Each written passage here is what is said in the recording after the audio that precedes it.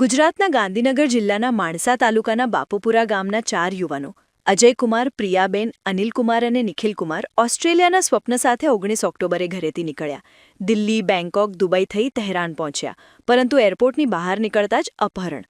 ઈરાનમાં ગોંધી રાખી, નગ્ન કરી, મારી વિડીયો બનાવી પરિવારને મોકલ્યો. બાબાખાન નામના અપહરણકર્તાએ 2 કરોડની ખંડણી માંગી.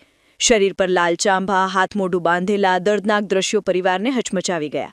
પાછળનું કારસ્તાન, ગામને એજન્ટે પાકિસ્તાની એજન્ટને 1.5 કરોડ ચૂકવ્યા નહીં. બદલો લેવા આ 4ને નિશાન બનાવ્યા.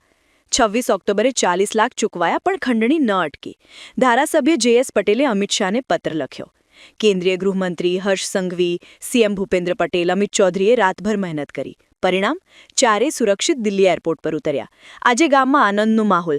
સરપંચ પ્રકાશભાઈ કહે છે, મોદી શાહનો આભાર, અમારા બાળકો પાછા આવ્યા. પોલીસ પૂછપરછ કરશે, ગુનો નોંધાશે, પરંતુ સ્વપ્નની લાલચમાં જીવ જોખમમાં મૂકવાની કિંમત શું?